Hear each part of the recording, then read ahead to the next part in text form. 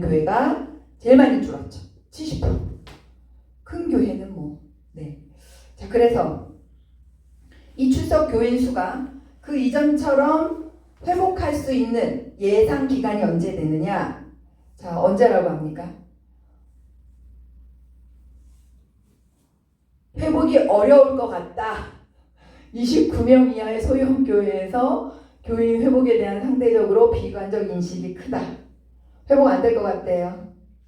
자, 주일 성수에 대한 인식은 어떤가? 개신교인을 서로 비교해 보니 목회자는 목회자 입장에서는 주일 예배는 반드시 교회에서 드려야 된다. 근데 개신교인은 뭐라고 하고 있나요? 온라인 예배 또는 가정 예배로도 대체할 수 있다. 어느 쪽에 투표하시겠어요? 온라인으로 드려도 괜찮다? 교회 꼭 가야 된다? 교회 꼭 가야 된다. 교회 꼭 가야 된다. 아멘. 교회 꼭 가야 된다. 자, 코로나로 인해서 교회가 가장 어려운 점은 이런 것들이래요. 보시는 것처럼 교인들의 주일 성수 인식이 바뀌었어. 그리고 소속감도 약해졌고 재정에도 문제가 있답니다. 네. 근데 하나 더 보시면 코로나가 끝났어요. 우리 지금 코로나 끝났죠? 이 셧다운 되는 거 끝났어요. 근데 이거 이후에 앞으로 목사님들에게, 이거는 목사님들, 개신교 목사님들한테 조사한 데이터니까 목사님들께 물어봤어요. 종식 이후에 어떤 목회에 중점을 둘 것인지. 제일 첫 번째가 뭔가요? 성도 간의 교제 및 공동체성 강화. 그 다음에 두 번째가 설교력을 강화할 것이다 라고 이야기하셨는데, 자, 두 번째 그 다음. 근데 이 목사님들에게 그러면 이 코로나19 지나고 나서 예상되는 한국교회 변화는 어떤가 물어봤는데, 자, 뭐가 제일 문제인가요? 교회 출석, 교인 수의 감소, 온라인 예배, 온라인 컨텐츠 활성화. 이게 바로 한국교회가 앞으로 이렇게 변할 거라고 목사님들도 예측을 하셨어요. 그럼에도 불구하고 다시 뒤로. 그럼에도 불구하고 목사님들은 어느 데다가 목회의 중점을 맡으신대요? 다시 보실래요? 앞으로 한국교회는 이렇게 변할 것이다. 교인 수도 감소하고 소형교회도 어려워지고 온라인 예배나 온라인 컨텐츠가 활성화될 것 같다 라고 얘기하시면서, 그런데도 불구하고 목회의 중점은 어디다 두신다고 되어 있나요? 설교력 강화. 앞뒤가 안 맞아요, 우리 목사님들. 자, 이 코로나 블루 제가 보고 싶은 건 이거예요. 혹시 코로나 기간에 좀 우울하신 적 있으신가요? 우울하신 적 있으셨어요? 있어. 엄청나게 많은 사람들이 이 코로나 블루, 국민의 절반이 우울감을 느낀다 그래요. 제가 어머니 학교를 10년 이상 섬겼는데, 어머니 학교는 말 그대로 한마디로 좀 다른 각도에서 표현하자 그러면 약간 소그룹 상담, 집단 상담, 두 개가 같이 되는 강의가 포함된, 그러면서 소그룹으로 모여서 밀착해서 그 사람의 모든 마음에 쓴뿌리까지 다 끄집어내게 해서 다 토해내게 만들고 시인하게 만들고 인지하게 만들고, 그래서 나를 변화시키는, 어떻게? 성경적 여성상으로 변화시키는 거거든요. 근데 그걸 하다 보니 제가 정말 많은 이야기들을 들었어요. 근데 제가 10년을 넘게 했으니까, 코로나 때는 어머니 학교가 잠깐 중단했어요. 코로나 끝나고 어머니 학교를 다시 시작했어요. 제가 서울 오늘리교회 본부도 2번을 섬기고 다시 여기 구미, 김천 섬겼는데요. 뭐라고 표현해야 될까요?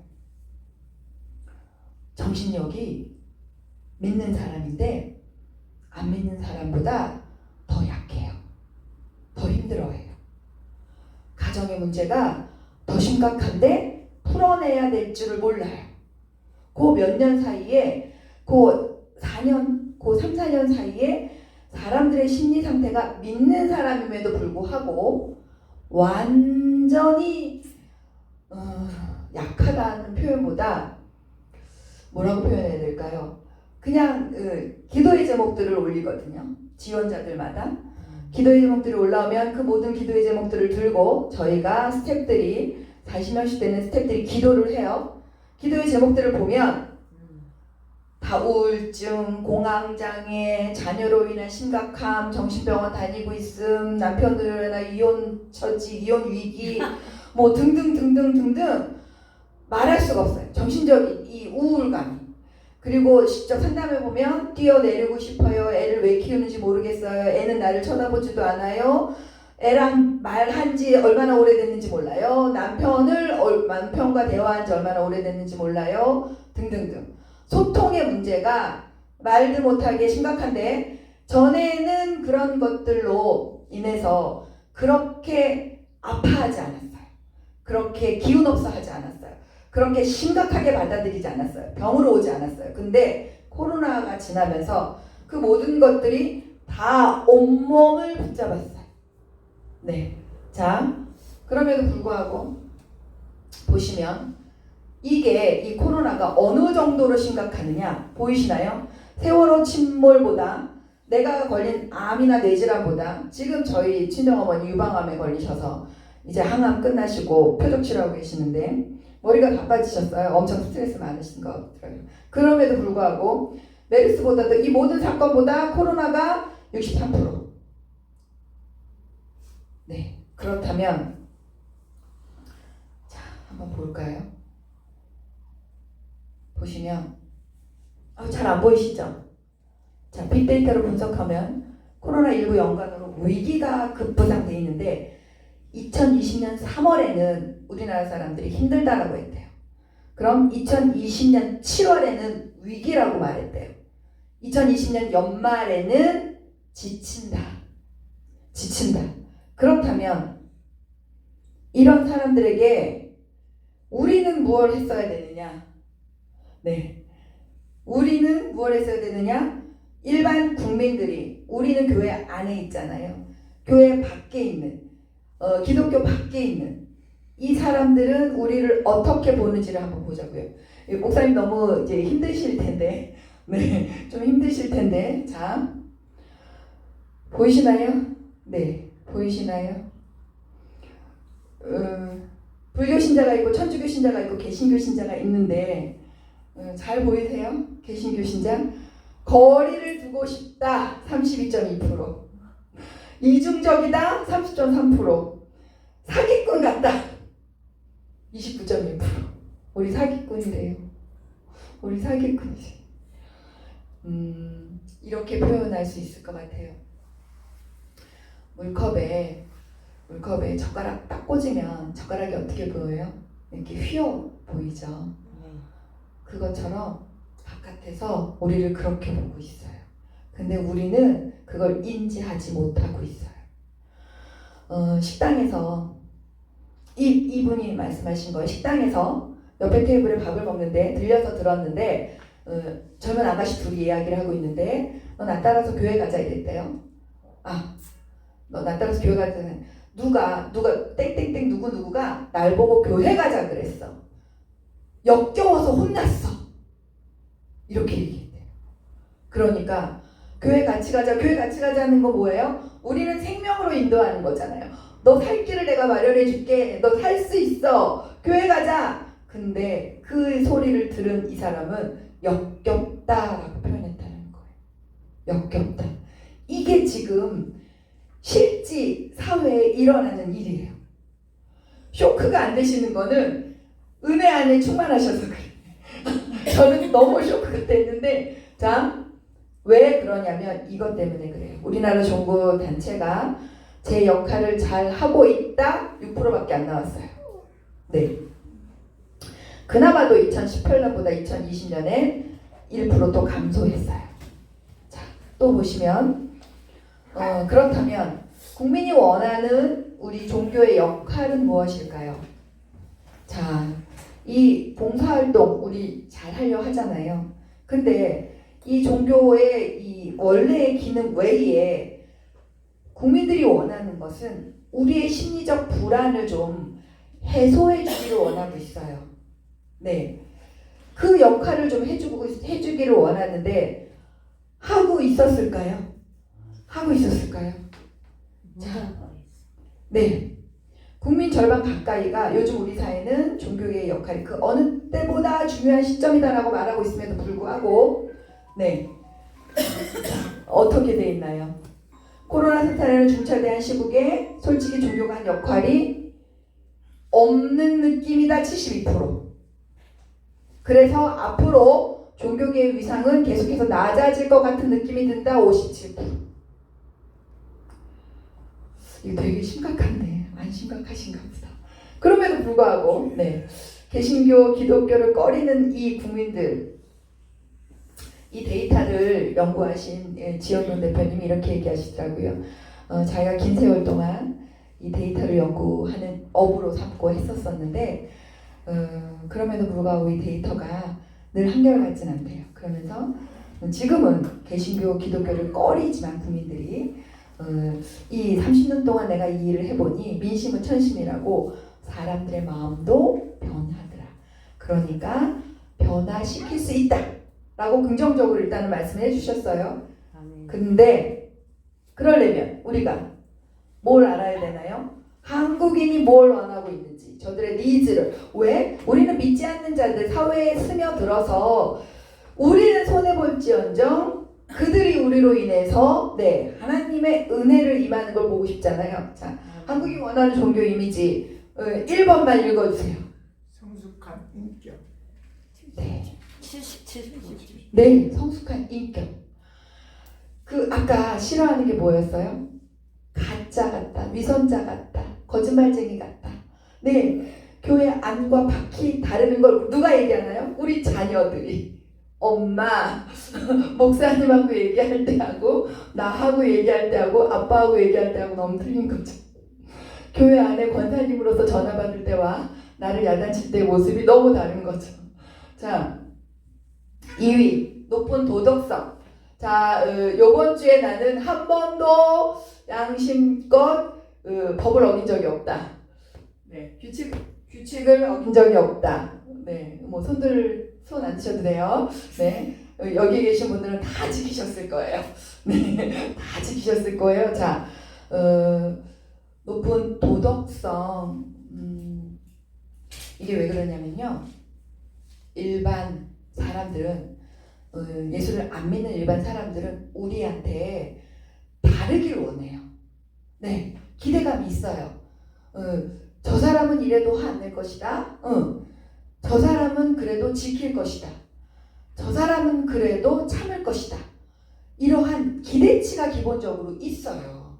근데 우리가 일반 사람들보다 더 화내고 더 불끈? 네, 뭐 제 의견은 중요하지 않으니까. 자, 보시면 또 하나 보실까요? 자, 이거는 목사님 계시니까 그냥 보세요. 네, 그냥 보세요. 네, 목사님은 안 하시니까. 네, 다들 그렇대요. 뭐 목사님들이 정치 참여하는 거 원치 않는다고 합니다. 자, 그래서 앞으로의 우리 이게 중요하잖아요. 향후 언컨택트 사회의 전망은 어떨 것인지. 자, 또 볼까요? 자, 사람들이 이렇게 보고 있어요. 한국리서치 코로나 6차 인식조사인데 비대면 물건 구입이 증가할 것이다. 네, 온라인 동영상 플랫폼 이용도 증가할 것이다. 비대면 업무도 증가할 것이다. 식당 가니까 다 요즘은 사람이 안 나가지고 로봇가 오는 식당도 있어요. 그쵸? 네, 보셨죠? 네, 그러니까 한 사람 인건비 줄이는 거잖아요. 근데 이렇게 됐을 경우에 네, 여기에 대한 이렇게 변화할 텐데 이렇게 변화되는 일상에 대해서 사람들은 긍정적인 변화다라고 말하고 있다는 거예요. 네, 부정적인 변화가 아니라 좋게 느끼고 있다는 거예요. 다만 여행 횟수 감소, 지인과의 모임 감소, 학교의 온라인 강의 증가. 네, 요거는 좀 별로인데 요거는 옛날로 돌아가고 싶어요. 아까 보신 것처럼. 자, 보세요. 네, 지금처럼 변한 상태가 이어질 것 같다. 요 밑에 여행, 지인과의 모임, 온라인 예배 요거는 확 숫자가 줄었잖아요. 옛날로 돌아가고 싶다라는 거거든요. 코로나가 끝나서 모임이 자유로워지자 아유 전화가 엄청나더라고요. 네, 서로 다 모이자고 교회 행사도 많아지고 다들 그러셨죠. 자, 그래서 세 번째로 언택트 사회 전망을 보니까 자 위로 올라간 거 변화 상태가 계속 이어질 것 같다라는 거 뭔가요? 아까 제가 말한 것처럼 학교나 지인이나 여행 횟수 감소는 이전 상태로 돌아갈 것 같고 그 나머지 온라인 동영상이나 비대면 물건 구입 이런 것들은 지속적으로 계속해서 변화되고 더 확대될 것 같다라는 이야기입니다. 그러면서 이러한 것들이 비대면 업무가 증가하고 온라인 예배가 진행되는 건 긍정적이다라고 이야기하고 있는 거예요. 좋지 않은데 변화에 가장 소극적인 기관이 교회와 학교거든요. 그래서 받아들이기가 쉽지 않으신 것 같아요. 목사님들도 참. 그래서 우리에게 남은 과제 네 이렇게 네 가지. 무슨 이야기냐? 네, 목사님 조금 안 들으셔도 괜찮을 것 같습니다. 자, 보시면 한국교회 리더십 연령의 문제인데요. 지금 잘 안 보이시나 제가 말씀 그냥 삼성그룹의 이재용, 네, 이재용 몇 살? 저보다 어려요. 52. 네, SK의 최태원 회장 60세. 네, 목사님보다 많으신가요? 맞습니다. 네, 자 현대차, 네, 정의선 50세. LG그룹의 구광모 회장 42살. 그래서 평균 나이 51세. 근데 네, 그래서 표로도 보이시죠? 그렇다면은 이 시사저널에서 21대 국회의원들 네, 조사한 거예요. 2020년 4월 17일에 총선 21대 총선 당선자 연령이 네, 평균 55세. 평균 55세. 절반 이상이 초선 처음 국회의원 된 사람들. 그리고 한국 기독 공보에 나온 건데요. 통합총대. 네. 통합총대 2019년입니다. 총회 총대 4명 중에 3명이 60대 이상. 네, 60대 이상. 자, 국회의원은 젊어졌는데 교회 리더십들은 여전하십니다. 네. 물러갈 때를 알아야 되나요? 그건 아니죠. 네. 저는 연륜을 믿어요. 네. 신앙의 깊이를 믿고요. 신앙의 연수를 믿는 사람이기 때문에 요즘 제가 한 번씩 듣는 목사님 80이 넘은 박영선 목사님 설교 잘 듣거든요. 너무 좋더라고요. 인생을 다 말씀 안에서 사신 분의 그 깊이는 진짜 너무 좋아요. 네, 그래서 이건 저는 꼭 수긍은 할 수 없지만 네, 어쨌든 자 한번 또 더 보시자고요. 자, 근데 문제는 디지털 정보 격차의 문제가 있다라는 거예요. 나이에 많고 적음이 이 디지털을 지금 디지털 시대로 전환되어지고 있는데 여기에 어떻게 발맞춰 갈 것이냐라는 이야기인데 자 하나 더 보시면 보이시나요? 네. 그래서 잘 보시면 자, 이 오른쪽 표 1년간 디지털 서비스 이용률 되어 있는데 자, 몇 분 안 계시지만 나는 배달 앱으로 음식을 시켜본 적이 있다. 배달 앱으로 음식을 시켜본 적이 있다. 뭐 TV에서 광고하는 요기요, 배달의 민족 뭐 이런 걸로 아무도 없으시죠? 네, 아무도 없으시죠? 나는 핸드폰 안에서 은행 업무를 다 볼 수 있다. 네, 네, 목사님 역시 네. 자, 나는 핸드폰 안에서 내가 사고 싶은 모든 것들을 살 수 있다.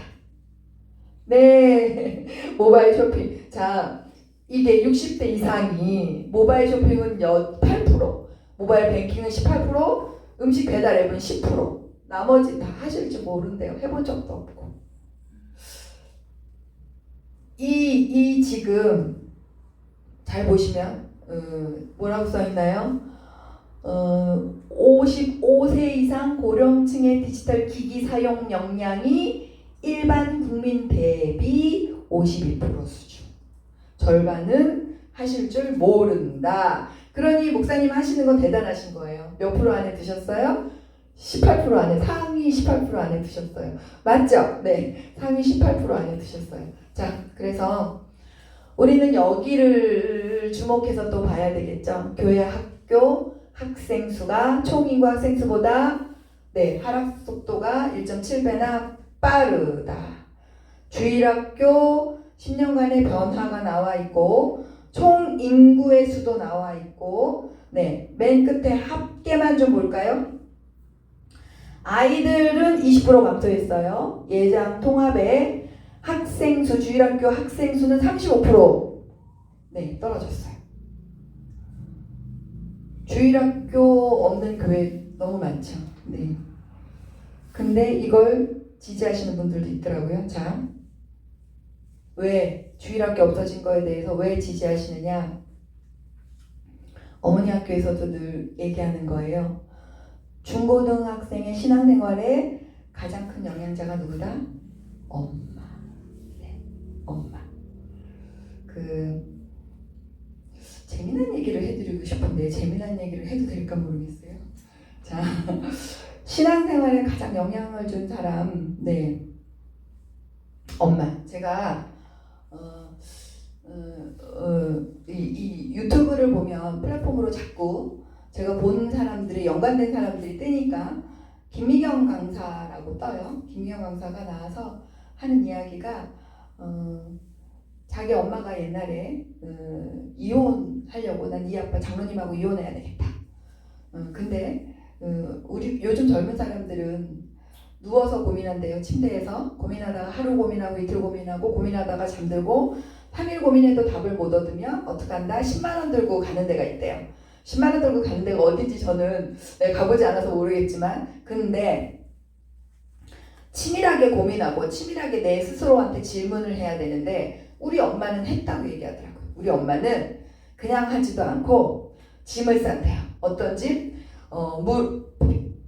앉을 방석, 무릎 담요, 그 다음에 이제 한두 시간 울면 휴지로 코 풀면 코가 허르니까 가제수건 2개, 그리고 기도가 너무 안 되면 이렇게 머리를 아예 갖다 이렇게 대고 기도하는 게 또 좋아서 머리가 무거워서 머리 베개까지 딱 짐을 싸들고 새벽마다 교회로 가신대요.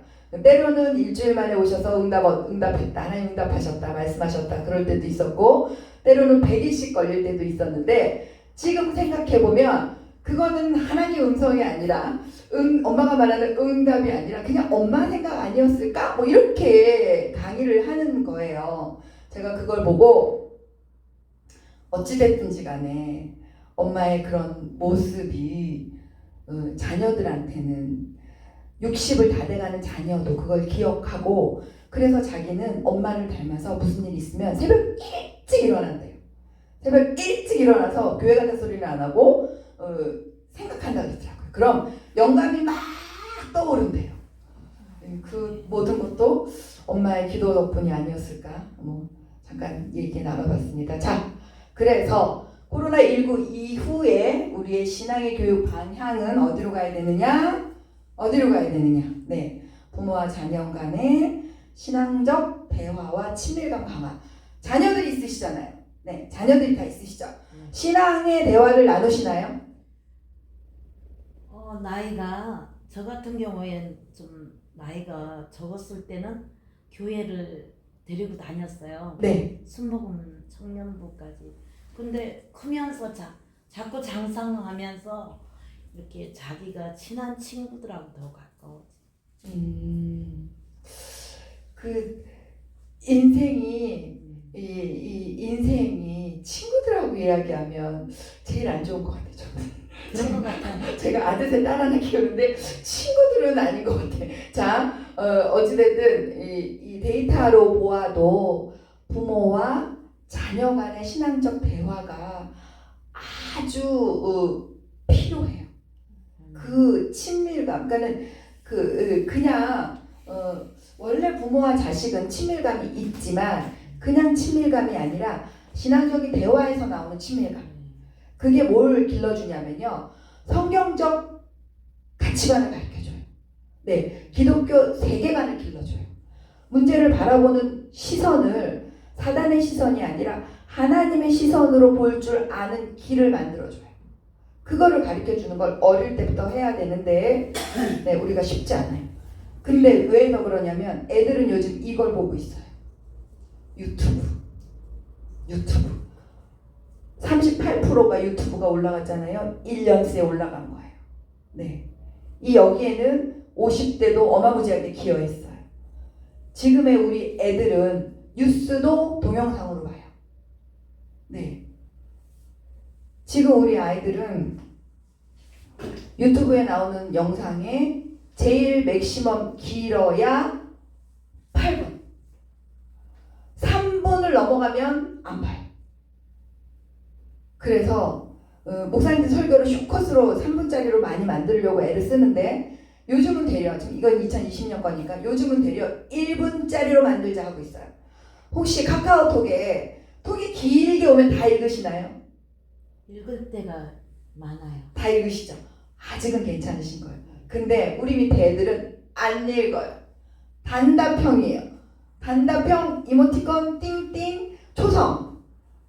초성. 니은 못 알아보겠어요. 자, 그래서 문제는 네, 제가 아까 50대 이상 고령층이 1년 사이에 총 이용 시간 목사님 유튜브 얼마나 보세요? 하루에? 네, 듣지 않겠습니다. 네, 괜찮습니다. 91%로 폭발적인 상승세. 네, 와, 엄청나죠? 네, 참 지금 그렇다라는 얘기예요. 우리나라가 이 OECD 가입국가 중에 유튜브 이용 시간이 1등이에요. 우리나라는 자살도 1등이고요. 유튜브 보는 것도 1등이고요. 예, 하나님이 열정을 우리에게 주셔서 그런 것 같아요. 자, 그래서 코로나19 발생 이후에 유튜브 조회수가 급증 현상을 보이고 있는데 그 52세 이상의 구성비를 보면 네, 그분들이 훨씬 많이 증가했다라는 것입니다. 저도 그렇거든요. 네, 이제는 책을 보려니까 눈이 아파요. 네, 그래서 성경도 열어놓고 들리는 거 듣고 그런데 네, 하나님 주시는 건 이거 같아요. 네, 위기가 지나가면 우리의 실력이 드러날 것이다. 이 위기 때에는 우리가 실력을 갖춰야 돼요. 바탕불평할 게 아니라 교회는 공동체잖아요. 그리고 이 공동체성이 강한 이 교회는 이제 제가 아까 말씀드렸죠. 미자립 교회가 90% 이상이 90%예요. 90%. 그러니까 우리는 큰 사이즈의 교회를 볼 필요가 없어요. 제가 아까 말씀드렸죠. 쭉 눌러놓고 가운데 또 9,200개 교회를 쭉 갈라놓고 가운데 뚝 자르니까 몇 개요? 51명. 그나마도 지금 데이터에서 보신 것처럼 25명 이하. 네. 제일 많이 나오고 있잖아요. 다 그래요. 많이 그래요. 뭐라고 얘기하냐면요. 신학교에 엑츠가 목사님 이름을 바꿨나 봐요. 네. 그래서 아신대 교수님이 이런 얘기를 하셨어요. 자기가 신학생들한테 이제 나가면 무엇을 할 것이냐? 개척한다. 개척. 그래서 개척하는 게 좋다. 그래. 개척하면 이런 얘기를 나눴는데 한 학생이 이러더래요. 교수님, 근데요 길게 안 가요. 그래서 개척은요 이 교회에 보증금이랑 기간이랑 비례해요. 보증금을 얼마 넣냐에 따라서 3년도 가고요. 보증금 조금 있으면 1년도 가고요. 아니면 5년도 가고요. 보증금 다 까먹으면 그냥 교회 문 닫아요. 주님. 현실이에요. 네, 그래서 개척을 거의 안 하려고. 네. 그렇다면 어떻게 해야 되죠? 네, 여기도 신학교잖아요. 네, 그렇다면 우리는 어떻게 해야 될까요? 우리도 똑같이 보증금에 맞춰서 교회 하다 말아야 되나요? 네, 자, 그거 그대로 두고. 네. 그래서 저는 이걸 보기로 했어요. 네, 다시 돌아가 보는 거예요. 한국 초기 교회, 네, 한국 교회 초기 부흥했을 때. 그리고 또 저는 논문이 여성이 주제예요. 제 논문이 누가와 바울의 여성관을 제가 비교 연구하고 있거든요. 자, 한국교회 초기의 부흥의 여성들이 어떤 역할을 했는지 이 얘기를 하고 싶어요.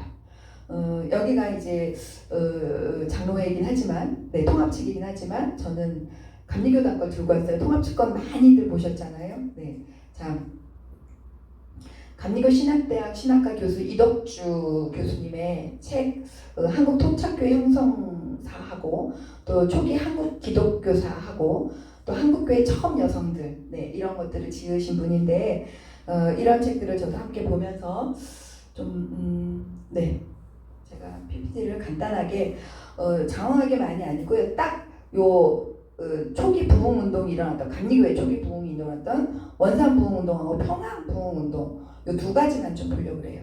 요 부흥 운동으로 인해서 교회 여성들이 어떻게 변화되었는지 요것만 좀 보고 싶어요.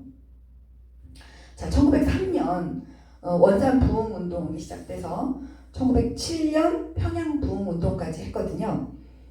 요 앞에 10분만 좀 하고 잠깐 쉬고 또 하도록 해요. 네, 그래서 네.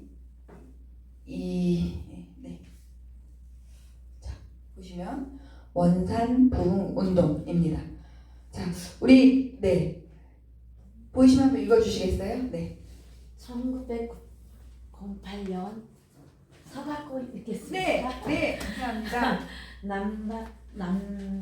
남강교회 네. 소속 중국 선교사 조금 앞에 가서 읽을게요. 네, 죄송해요. 네, 괜찮습니다. 화이트가 한국을 방문했다. 그는 원산에 머무는 동안 캐나다 장보교 선교사 맥컬리를 만나 선교사들의 영적 생활의 깊이를 더하게 해달라고 매일 기도하였다. 이 모임이 발전하여 원산 선교사들은 8월 한 주간 동안 성경 공부와 기도 모임을 갖게 되었다. 1898년 남강교회 선교부 소속이 된 하디 박사는 기도의 주제를 3가지만 준비해달라는 요청을 받았는데 그 당시 그는 절망적인 상황에 처해 있었다. 네, 여성교회 사학자 헌틀리의 네, 증언이거든요. 실제 이렇게 쓰셨는데 그거를 이렇게 하신 거예요, 감리교회. 이게 무슨 얘기냐? 이 화이트와 맥컬리의 기도로 네, 화이트와 맥컬리 기도에 시작되어 있잖아요. 이 원산에 있는 선교사, 여자 선교사님 두 분입니다. 두 분이 기도회를 시작하셨는데요.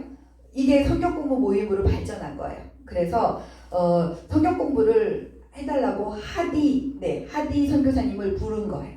네, 남자 선교사님을. 그래서 1903년 8월 24일부터 30일까지 이 남자감리회에서 영적 생활을 더 깊이 하려는 그 신앙적 동기를 가지고 이 기도회와 성경 공부가 시작됐어요. 네, 이 화이트는 1908년에 보시는 것처럼 남감리회 소속의 중국 선교사였는데 한국을 방문한 거고요. 맥컬리는 1900년 8월에 중국을 탈출해서 캐나다 장로회 소속으로 한국 원산에 왔어요. 그리고 하디는 보시는 것처럼 네, 부산과 원산에서 활동했던 미국 남감리회 선교부 소속입니다. 자, 근데 이게 어떻게 됐냐면요.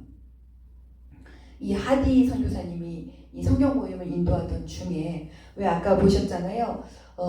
많이 힘들었다고. 네, 3가지 기도점을 받았지만 자기가 너무 힘든 상태였다고. 왜 그러냐면 모임을 인도하던 도중에 우리를 위하여 피 흘리신 그리스도와 그리스도를 통해 성부 하나님과 성령의 약속하신 바를 얻지 못했던 것이 그동안 나의 사역이 실패한 원인이었구나.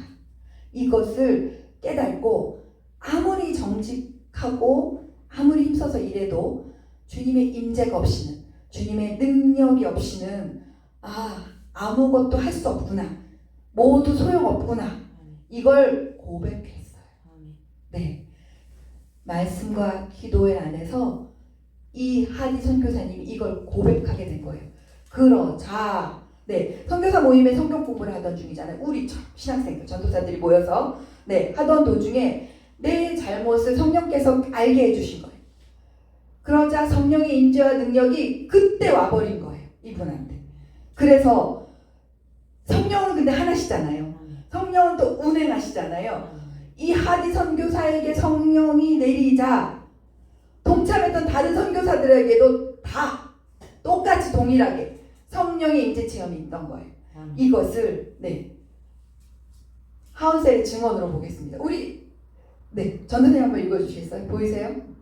저 앞에 가시고 저 앞에 보이세요? 전도사님. 우리 저 전도사님 앞에 가시고 보이세요?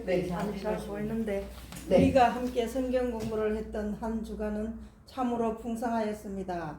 성령께서 우리 가운데 임하셔서 그리스도의 것을 꺼내 우리에게 보여주셨습니다. 저는 지난과 거의 삶의 능력이 삶이 되어야 했는데 그러하지 못했다는 것을 깨닫게 되었고 아버지의 도움으로 나 자신을 하나님께 온전히 바침으로 깨끗하게 되어 새로운 삶을 살게 되었습니다. 네. 이렇게 증언했습니다. 자, 캐롤의 증언도 있어요. 같이 있던 사람들의 증언도. 권사님 못 읽으시겠죠? 우리 사모님 한번 읽어주시겠어요? 캐롤의 증언 보이시나요? 우리가 함께 성령 잠시만요. 캐롤의 증언. 주님의 성령이 우리에게 임하였다고 자신 있게 말할 수 있게 되었다. 내년에는 우리에게 임하신 그 능력이 우리가 이하여 사역하고 있는 토착 교인들에게도 임하기를 위해 노력하다던 우리의 약속이 지켜지기를 바란다. 캐롤 선교사도 증언하셨고요. 한 번 더 읽어주세요. 우리 하디의 증언입니다. 성령께서 내게 임하시어 첫 번째로 명하신 것은 내가 선교사 생활의 대부분의 시간을 할애하였던 이곳 사람들 앞에서 내가 실패하였다는 것과 그 실패의 원인이 무엇인지를 밝히는 것이었습니다. 이는 괴롭고 창피한 일이었습니다만 하나님께서 오늘날 보다 많은 사람들을 구하여 내시려고 이 일은 선하게 여기시어 감당케 하셨습니다. 남자 선교사님인데 목사님이 알아서 딱 잘 읽어주셨어요. 감사합니다. 이 하디가 연합 기도회 후에 첫 번째 주일 예배 때 이 원산교회 토착 교인들 앞에서 이렇게 증언한 거예요. 이 괴롭고 좀 창피한 일이잖아요. 여기 말한 것처럼. 하지만 강력한 성령의 지시가 있었기 때문에 본인의 교만했었던 거, 또 고집불통이었던 거, 또 믿음이 없었던 거, 그런 것들을 다 자백했어요. 그랬더니 그 예배에 참석했던 그 토착 교인들 중에서 같이 고백하기 시작했는데 뭐라 그랬냐면요. 그동안 선교사님 마음으로 되게 미워했어요. 그리고 속였던 것도 있어요. 선교사 외국인이 와서 그랬으니까 뭐 처음부터 막 좋았겠어요.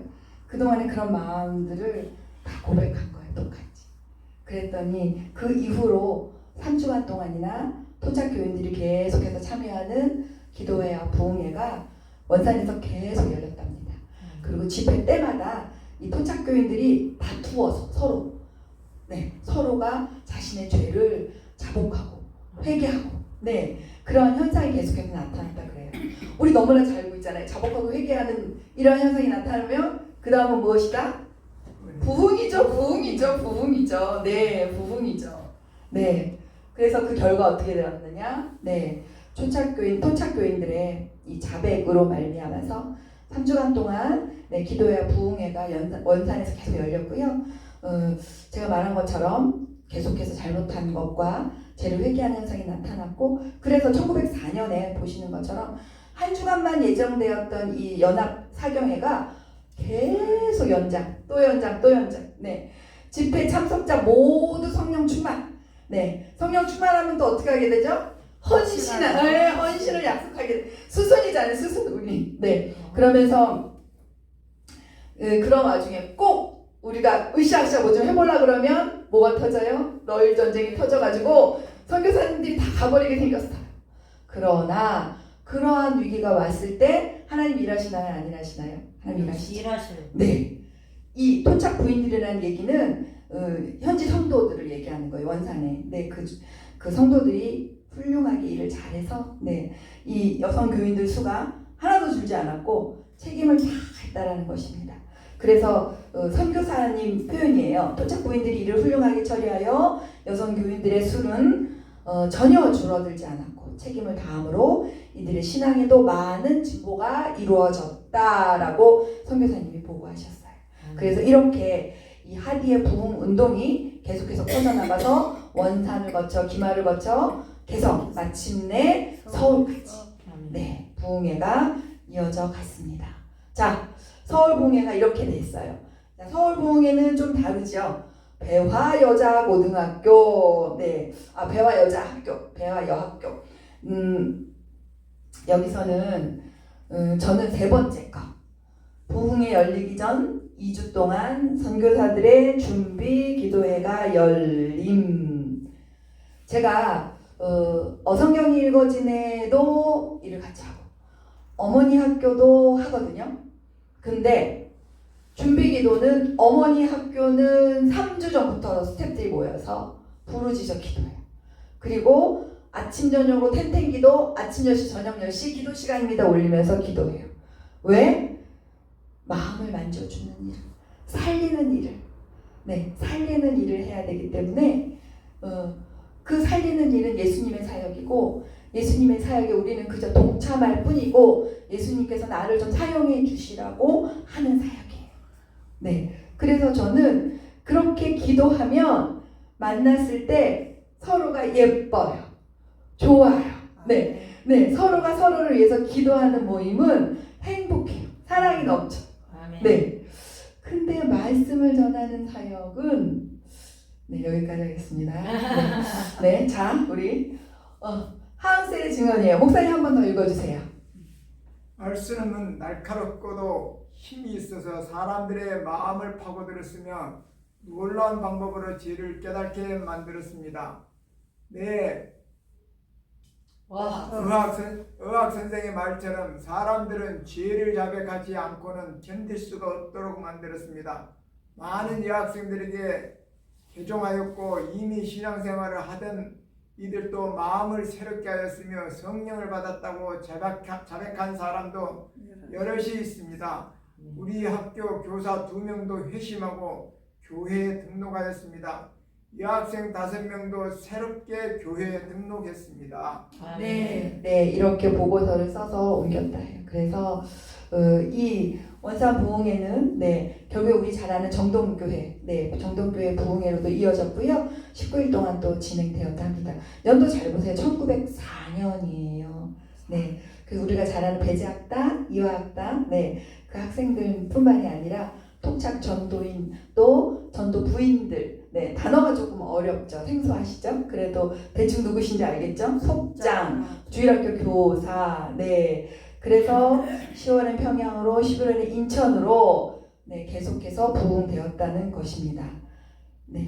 그 다음을 보시면 이거 이 보고만 보고 우리 요거 여기까지만 보고 평양 부흥 운동은 10분 쉬고 보도록 하겠습니다. 자, 힐먼과 밀러 선교사님이 보고한 내용이에요.